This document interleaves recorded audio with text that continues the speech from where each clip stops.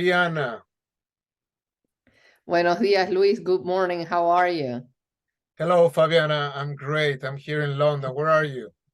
I'm in San Francisco, beautiful San Francisco. Awesome. And today we're going to have a really nice chat. We're going to be talking about a little bit of compliance, ethical behavior, and also the way that humans behave themselves, right? We try to connect these behaviors to what's going on in our mind and in our emotions. So I'm very pleased to have Fabiana with me, but as in all our podcasts, I invite my invitee to present themselves so we can hear a little bit of your amazing story. Thank you, Luis. It's such a pleasure I wish we could do this in person, hopefully one day over a glass of wine. In the meantime, this is what we have. And I appreciate the opportunity. We share the passion to make a difference, and we share the passion of understanding why people react differently in different places. And maybe growing up in Argentina and you in Mexico gave us the opportunity to observe from a different point of view. So I grew up in Argentina during the dictatorship, the military dictatorship in Argentina. And my father was the first state secretary of industry in Alfonsin's presidency right after the dictatorship. And so those years were very turbulent years in Argentina. You get to see really life and death situations. You got to see the courage of people that do the right thing and the consequences that that had. And it gave me learnings that I bring, to my life today that definitely make a difference. So let me start with a story that I think we've talked about before, but I think it worth revisiting. When I was very young, like 6 years old, after a very difficult situation, I sat with my father and I said, well, I don't want you to die. I don't want to die, hoping that he would tell me, Fabiana, don't worry. Nobody's going to die. We're good. Instead, he told me very seriously, we're all going to die, so don't worry about that. Worry about what you're going to live for. And always remember, there are certain things worth dying for. For everything else, you need a plan. So I joke and I say that my first compliance plan was at 6 years old, but for sure, at a very young age, I learned strong values, the courage to do what's right, and the understanding that there's always consequences and they're worth going through, because living a principled life, a life of values is very important. But as I said, and you and I discuss, and that's one of the passions we share, doing the right thing is not always easy. It's not always the first thing that comes to mind. It takes a lot of courage. Sometimes you have cultural pressures, you have environmental pressures. It depends on where you are. So after growing up in Argentina, another lesson of my father was, whatever you want to do, you want to be the best at. And so you need to study in the US. So from a very young age, I knew I was going to come study here. So after I became a lawyer in Argentina, I came to do my LLM, my master's in law at UCLA. And I did really good in my thesis. I got an A+. It was about depletion of the ozone layer, global warming. Really interesting and story there. And one day we can we can talk about it. And it's about seizing opportunities. This is a funny story, Luis, because my first few weeks in the US, I've, as a student, of course, we visited many, many times. A friend invites me to a wedding. So I've never been to a wedding in the US. I had no idea what they were like. And of course, I called my mother, who as a Latina mama told me, wear a new dress, buy a nice gift, get your hair done. So I did all of that. I show up to the wedding place and I see no cars. That should have been a red flag right there. But I thought, maybe this is how the weddings are in the US. I knock at the door and I said, I'm here with the wedding, the gift, the dress. And they go, you're a week early. And I'm like, oh my God, I got it wrong. I apologize. And as I'm trying to leave, they said, well, the family is already here. Why don't you come in? So I come in and I sat beside an older gentleman who was really interesting guy. And he asked me what I was doing. And I said, I'm doing my master's at UCLA and I'm doing my thesis work, depletion of the ozone layer and global warming. And I was looking at the legal implications of the environmental damage created by CFCs. So I was passionate about it and I was talking about it. And he goes, well, do you know who I am? And I said, the uncle of the bride, the grandfather of the bride. He goes, I'm the uncle, but I'm also president of JPL, Jet Propulsion Laboratory out of, he says, and we have a satellite going over the ozone, layers and taking pictures. Do you want to come into the office Monday? So long story short, I seized the opportunity. I obviously had the best pictures ever for my thesis and had a wonderful experience learning. So after that, I ended up in a law firm. I realized that I liked corporate America better. I had an opportunity to make a difference, to help others, which is a passion that growing up in Argentina and seeing the examples that I've seen so closely was very important to me. So I ended up working for Merck and Bristol Myers, big pharma, and then Mylan, and then Elon. And currently I'm the chief compliance officer for Aimmune, was acquired by Nestle Health Sciences. And I'm also on the board for Shield Therapeutics, great company, making difference for a lot of patients. And I'm also on the board for the Red Cross, the East Bay. And so helping others and service and making a difference continue to be very important to me. And here we are today, Luis, with a lot of intersections in our lives and with a lot of points in common and with a lot of shared passion. Definitely. And one of the things that I believe you didn't mention is that you're also a teacher, right? Well, currently I'm not. I used to teach. I used to teach so many subjects. My first job actually ever was teaching English to kids in Argentina. A lot of learning experience there. Then I was a ski instructor for years and years and years. And I teach different classes at, I'm a speaker in many, many, many, different universities. I spoke at Berkeley, for example. I teach every time I can. Great. Because I want to discuss what you mentioned, that sometimes it's not that easy to take the right decision or to do what is right from the corporate or the law perspective, right? And I would like to address this with some points that we're going to be showing in this video podcast. But the first one, let's talk about it. I would like to explore that situation that I had someone a few years ago telling me in an investigation.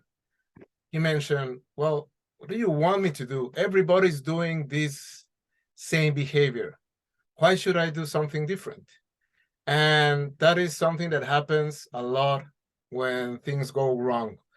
And after understanding a little bit more on this behavior, I learned that our brain, there's this part of our brain that stops working in the same speed, let's say it like that, when we are in a group. Somehow we tend to share or even send that responsibility to the group to take a decision that might not be the most ethical, right? So tell me a little bit about this. What are your thoughts on this specific one? Luis, we have an advantage because we grew up in cultures that are wonderful, very diverse, and at the same time very corrupt, and where being outside of the norm was never quite accepted. In my school, we all wore uniforms, identical uniforms. I mean, the way you had your hair and the shoe, everything had to be the same.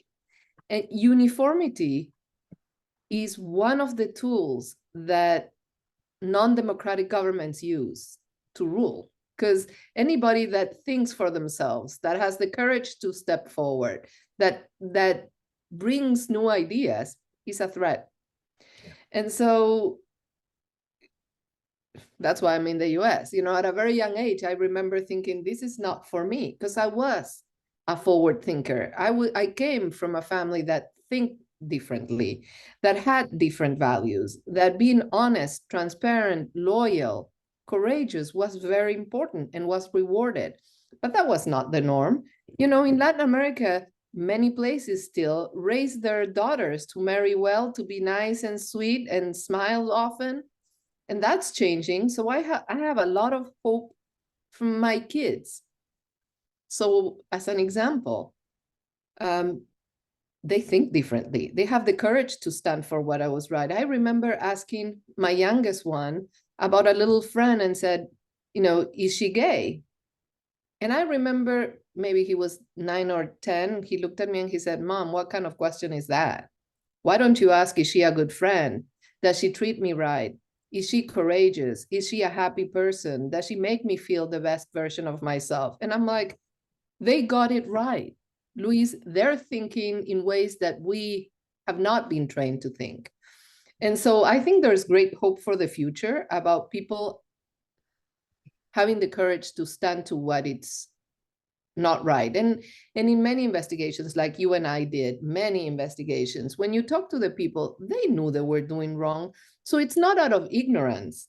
It's generally out of lack of courage, or because the consequences are so dire. I remember long time ago, a sexual harassment case in Peru.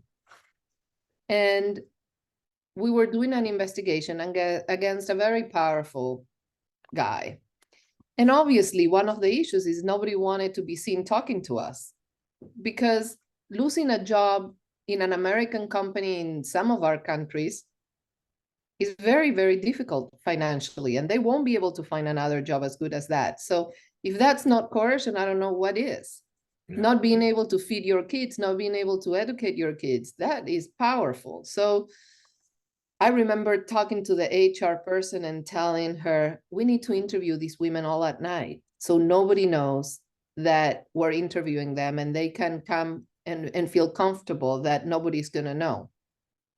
And she looked at me and I said, trust me, they're afraid to come forward. So we put an anonymous email back and forth and said, you know, we're willing to talk to you at 11, 2, 1, 3, all night, and make sure nobody knows, so you don't have to miss work tomorrow and nobody has to know that you talked to us. Well, they came in flocks, because obviously it was an issue, and it was an issue that had been going on for a while. By the next morning, we had all the evidence we needed to terminate this individual. But my point is, Luis, it took a lot of courage. And it's not a system that allows for it. It's not a culture that allows for it. Many of them had received from their mothers or from their spouses, you know, put up with it, big deal, at least you have a great job. And that's, you know, that's a lot of the issues we face around the world. Yeah, it is like that. And you mentioned something that connects us to one of the points that I want to touch, which is the consequences of doing what is right, right? Yeah. Sometimes it could be very difficult to face a situation that, from a leader perspective in a corporation, they might not get it, right? Why someone in my organization in that specific location is doing wrong? Well, maybe you need to understand a little bit more about the circumstances.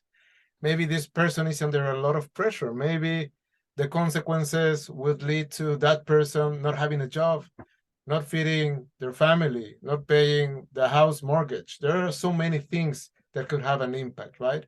Plus, there's also the corporate pressure of, if you don't get that target, if you don't get that client, you are not going to get the bonus. You may be going into a PIP program for you to leave the organization soon. So those pressures, they add. So what are your thoughts on that specific one? Well, you know, it's interesting because if you look at Transparency International, you're going to see that the countries that you and I were born in, and many of the countries we do business in, are in the list of the most corrupt countries in the world. Yes. Yet, if you look at the list of payers, you see that the United States, it's up there too. So I think it's a very interesting relationship. One cannot exist without the other. So you have the cultural, socioeconomic aspect in many of these countries where saying no takes a lot of courage. And then you have the power and the amounts of money and the maybe sometimes lack of understanding of what you're asking and what that exactly means in a different part of the world. I mean, even if you look at FCPA, for example, Foreign Corrupt Practices Act, in the US, you say grease payments are allowable.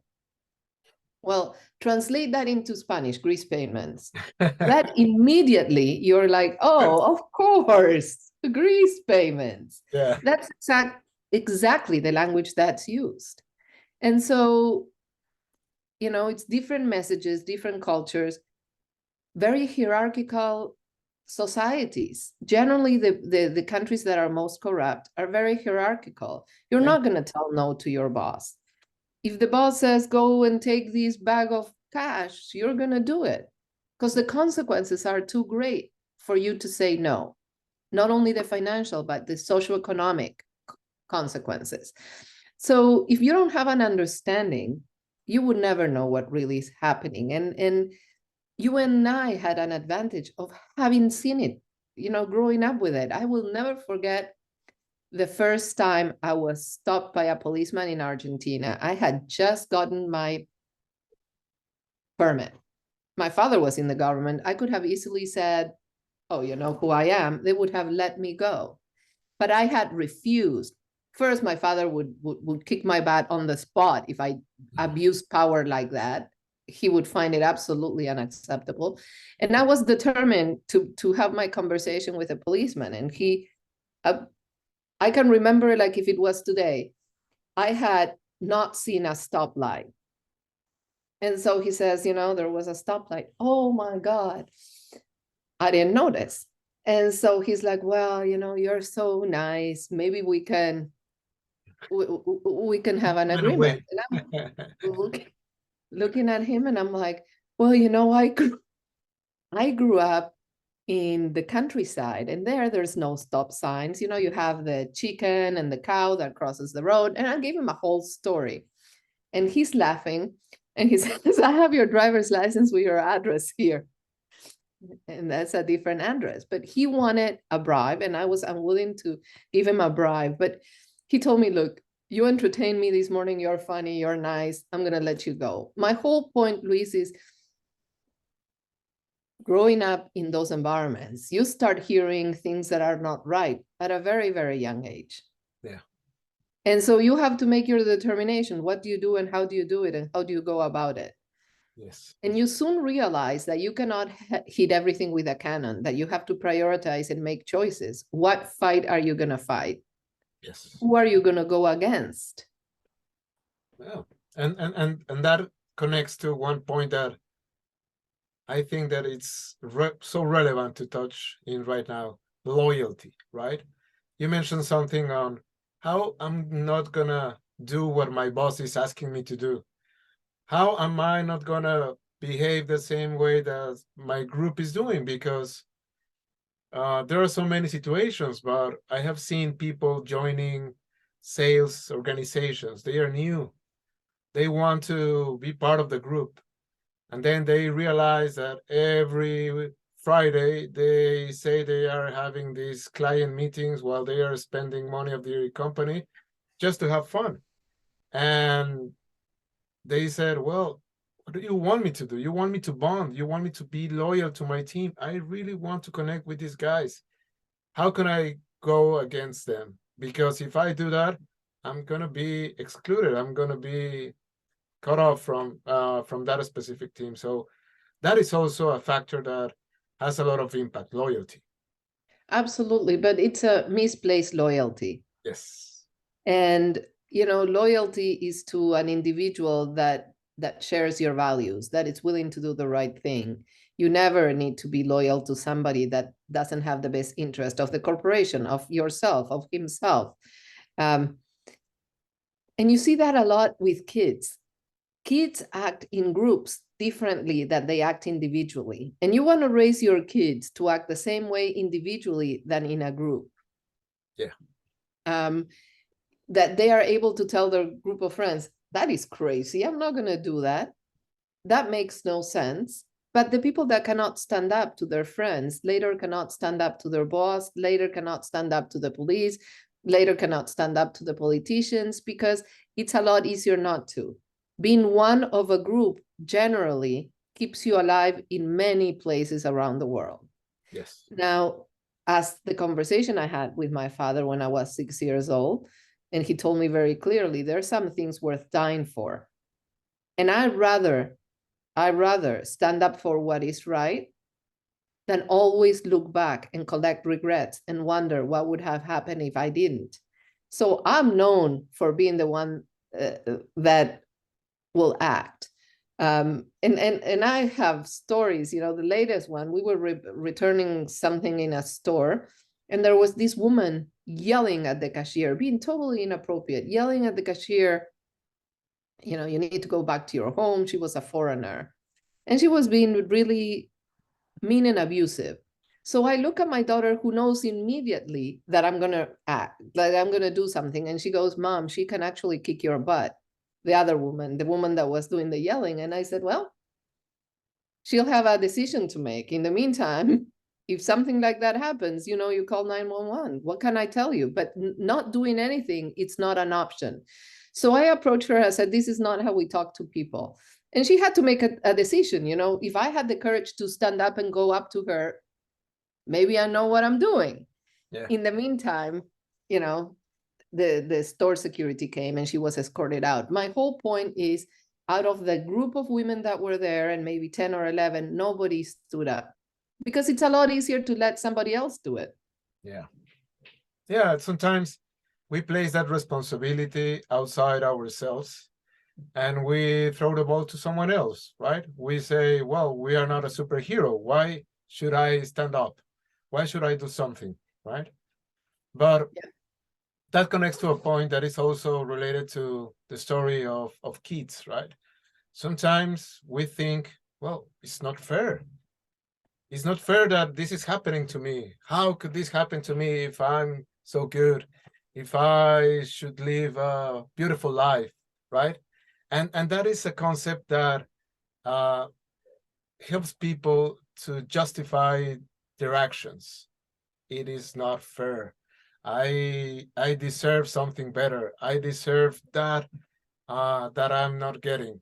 So tell me a little bit of your thoughts around this. Nobody said it'd be easy. Life is not fair by definition, but it's still beautiful, and it still gives you plenty of opportunities to be the best version of yourself, and gives you great opportunities to make a difference and help others. And it all depends what is meaningful to you, but that's meaningful to me. Making a difference, having changed somebody's life, having been kind, giving a hand, hugging somebody when they need it. The small things make big difference to me. This is what I want to be remembered for. This is what I strive. I want to raise great kids, open-minded, free, courageous, wanting to do the right thing. That's success to me. Yes. Everything else, it's added. It's a nice bonus. It's, well, why not? Definitely money helps. Definitely I want to be well compensated, well treated, and have, a meaningful career. And that is all attainable. Yeah. But there's nothing more important than being the best version of you, being the best person you can be. In my book, my kids used to tell me, if mommy it's in Spanish, but basically it was, if mommy says so, it's going to happen. The certainty that my word was so important is very, very important. Growing up, I had to travel a lot, the beginning of the years when my kids were young. But I used to tell them all the time, I'll always call you at night before you go to bed, and I'll always call you before you go to school. And that was my deal. No matter where I was in the world, Luis, what meeting or whatever it was, I would get out 10, 15 minutes, give them a call, have the conversation with them. And they knew it was a constant in their life. Mommy's going to call us at night and we're going to discuss what we're going to dream of. So it was more about what do we want?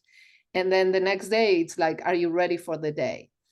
So one day I was in Switzerland. I remember the meeting and everything. And I called Victoria a few minutes late. It was the time there was no cell phones readily. She didn't have one. So I miss her and she was in school already. So I called the school, talked to the principal and said, look, I'm calling from Switzerland. Can I talk to Victoria for a few minutes? Can you get her out of class? And they said, of course. Anything happened? I said, no, it's my everyday call. And I don't want to not keep my word. So they said, no problem. So they go get Vicky. Vicky comes to the phone. And I said, I hope you were not worried that they came to your class and got you to come talk to your mom. And she laughed. She says, of course I was not worried. You didn't give me the call this morning, so I'm sure you were calling because of that. So the kids know they can count on me. And the same is for everybody else I do business with. You talk to my team and they tell you, I work very, very, very hard to keep my word. That's I think that a lot of people might say that, but they might not stand, a trial to see that they actually stay with that. They put their money where their mouth is and they do it, right? Well, you bring a really good point, Luis. I think that in a true crisis, you see leadership. You see who truly is a leadership. In good times, everybody gets along. How easy it is if your product is selling $1 billion and everybody's getting along. The issue really comes when the things are difficult, when you have a pandemic, when you have to make tough decisions, when you're cutting people's jobs, when you have uncertainty. That is when true leadership shows, and it very tied to values. You treat others like you want to be treated. You are respectful no matter what. You have the courage to make the tough decisions, and you walk the talk. Yeah, I agree with you. And I think that behavior in leaders sometimes is lacking, right? Because leaders, they might arrive to a specific role to lead people, maybe because they were really good on sales, maybe because they were really good at marketing, but they lack of some skills, right? And yeah, that's why I find so amazing what you're doing, Luis. And I think you are changing the world in a very impactful, positive way. Because if you look back, many people do not use emotional intelligence as part of the hiring process. I always did. The Guardian published a interview that Patty once did. And, in part of the conversation, she says, how do you choose your team? And I said, I look at them and think, would I be kidnapped with them? And she laughed. She goes, what do you mean? And I said, well, technical skills, if they're really intelligent, they'll acquire. If they don't have it specifically, they'll acquire it. You put anything in front of me and I'll learn it. It's about having the right intuition, having the right emotional intelligence, having the right value, having the ability to think through under pressure in a true crisis. Those are the people that I want around me. Yeah. And we haven't hired for that generally. That's why I think I have the best team in town, because I'd go anywhere with them. You can throw us down in the middle of the jungle in Brazil and we would survive, because these are critical thinkers, strong values, great leadership. But generally speaking, they go for the highest GPA, the nicest school, the friend of the friend, the one with the strongest resume. But we are not looking at what makes a true leader. So that's why I love what you're doing, Luis. It might change the way we think of things and the way we choose leaders. Definitely. One of our key ethical points that are going to be deciding if this company is going to be successful or not is making sure that our team has that courage of doing what is right, of thinking differently, of not taking the usual pattern that you might see in others. because I and this takes me to another point that I would like to discuss, which is the slippery slope, right? Like sometimes it's okay. Well, it wasn't that much. Yeah, these glasses, they might not be Gucci, but they look like Gucci, and they say here that is Gucci, right? So then you see in people having these little deviations of their values and behaviors, and you might say, well, that person is still reliable, right? Because that is not so important. They will make the right decision at the right time. Yet it's proved, there's a lot of science behind that specific point of, if you have someone that has this slippery slope thinking of, yeah, giving that bribe to that policeman is not so bad because, I was going to be late to my meeting. So that's okay. And I think that that is not good. We shouldn't allow us to have these little windows of misbehavior to justify the goal, right? Absolutely. You hit it on the head, Luis. It's exactly that. If you give an opportunity to make the wrong choices, that means that giving a better opportunity or a larger opportunity, you probably tend to make the same mistake. And you see it in corporate America, how many times we investigate an individual and 2-3 months later, we have the same individual, a different investigation. It's because there's patterns of behavior, because there's lack of emotional intelligence on their part, not realizing how people are reacting to them. Yes. And they're unwilling to learn from their mistakes. And that tells you everything. And that's what I'm saying, in difficult times, true leadership, which, by the way, doesn't matter what position in the organization you have, because a leader is one that people are willing to follow, no matter what your title is. Yes. It's just because in a difficult situation, you would feel safe, you would feel protected, you feel inspired, you feel like they're doing the right thing, you feel that you can follow somebody. And that's not every day. There's not many leaders like that. But that's what I strive for, and that's what, organizations can benefit from. It's that type of leaders, because we all learned during the pandemic. The people that were not thinking of others, the people that were not making the right decisions, the people that were not fast thinkers, the people that could not think strategically under pressure, all suffered through the pandemic. Yes. Yes, and I think that you can have very strong leaders, right? You can have very good people taking most of the decisions in an organization. It doesn't matter if it's a private or it's a public organization. At the end, we need to have leaders that guide the rest of the people so that specific organization can go into that direction. Well, However, yeah. however, there's some science that says that when you're really tired, when you're emotionally drained, you just want to avoid taking that decision and just like, yeah, do whatever you think. Yeah, I'm too tired. I have been working here since 7 in the morning. It's already 9 p.m. I haven't got lunch. I'm extremely exhausted. We have been working like that for several weeks. My wife is yelling me because I'm always late. That emotional charge, that pressure starts to feel like a burden, and you don't want to deal with a difficult situation, right?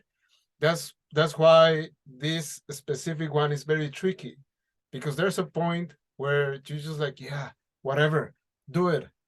Let's deal with the problem later. That's when you call me.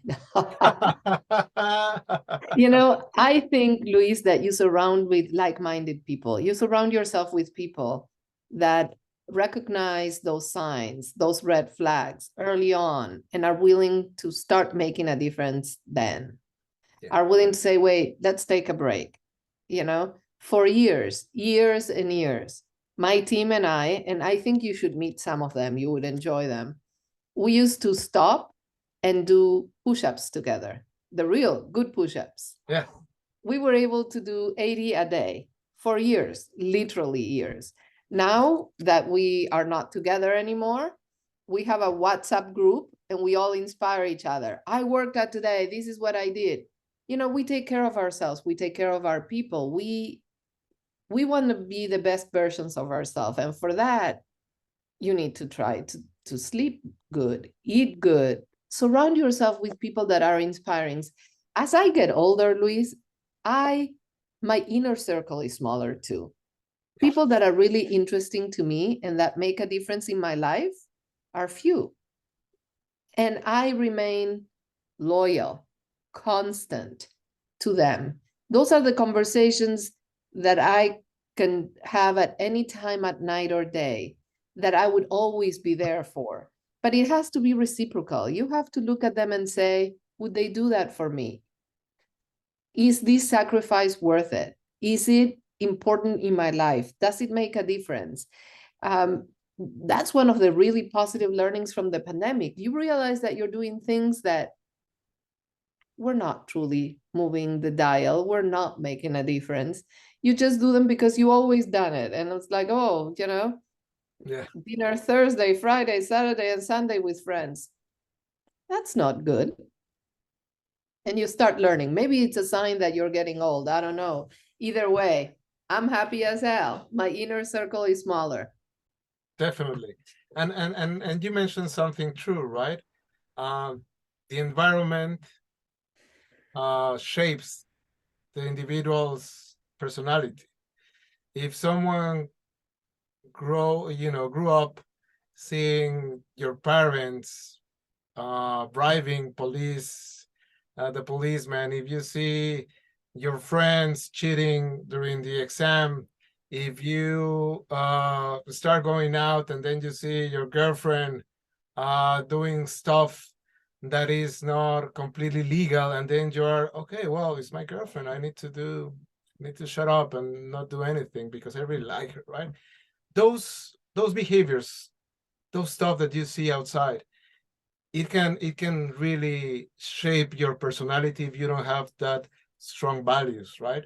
So what Exactly. you're saying is we need to invest a lot in educating people with the right example.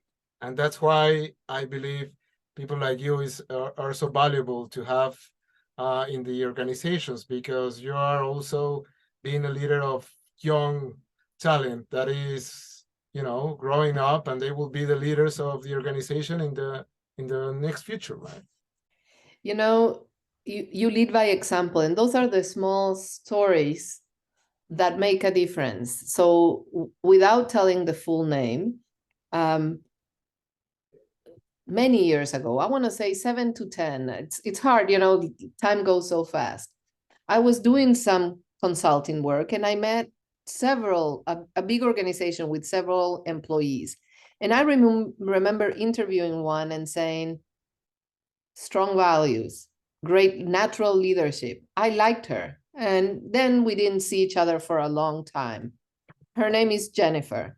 And then she had cancer and she had a difficult time. And then, she lost her job. And she contacted me and we started talking to each other. And she said, some words you said about courage marked me and helped me through the difficult times. Those are the times that are the most wonderful, made my week, made my month. I'm going to have tea with her next week. But my whole point is, when you touch somebody else, when you can help somebody out, and the same happens to you, you're making a difference. What else is there in life? And so those are the things that excite me today, that make me wake up and continue making a difference. Well, I think that you're doing it great. It's so nice to now be in contact and having these small spaces for us to communicate and share our thoughts, that hopefully someone is going to listen to them and get inspired. And for that last piece of inspiration, if you have someone, let's say my son is 18, and he would like to get a little bit of motivation or inspiration from you of keep pushing, of not letting go that dream, not getting into the comfort zone. What would you say to someone like him that is young and looking for some advice? You know, that's a very interesting question, and everybody's circumstances is different. But one thing is for sure, if you cannot do anything about the darkness around you. Many times it's out of your control. So control what you can control. Be the light in your small circle. Be the one that makes the difference. Be the voice of reason. Be the voice of courage. Lead by example, because it's those small steps that you will never forget and that are going to make a difference in somebody's lives, in yourself, to an extent that you might never know. But status quo is already there. Yeah. And so if you want to see a difference, you have to take the first step. And nobody says it's easy. Nobody says it's instant. You know, there's up and downs, there's, you know, back and forth, but there's nothing more satisfying than being strong. You know, when we talk about beauty, specifically beauty in Latin America, to me, somebody beautiful is somebody strong, somebody courageous, somebody compassionate, somebody that's willing to laugh about themselves, that it's willing to say what their strengths and opportunities are, that's willing to help others. So tell your son or anybody else that's listening that if you want to be that person, if you want to be the leader you admire, you need to take the first step towards that.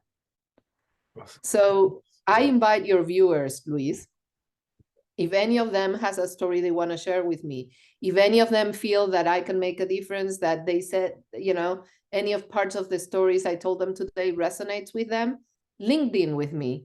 I'd be so happy to have the conversation, because together we can make a difference. And we have to surround ourselves with like-minded people, with people that are willing to be uncomfortable, but do what's right. Definitely. That you hit the point. Being uncomfortable, it might be challenging, but it's the only way that you can go through that process and then keep growing. Exactly. Awesome. Well, Fabiana, it was a pleasure having this conversation with you today. It's February. Yesterday was on Valentine's Day. I hope you had a nice time with your loved ones. And I'm pretty sure that we're going to keep talking. I think that this is just the first one of many conversations that we're going to be recording and sharing with the world. Absolutely, Luis. It's my pleasure. You know, you definitely are displaying courage. You're displaying the courage that inspires me and I admire. Willing to take a step different and so service-oriented, thinking of others and how to make a difference, to me, is amazing. So it's going to be the first of many, and hopefully we do it in person here in London, somewhere else in between. Latin America, who knows? Aquí, allá o acullá. Exacto. Well, Fabiana, thank you very much for your time. And Un abrazo. Nos hablamos pronto. Chao.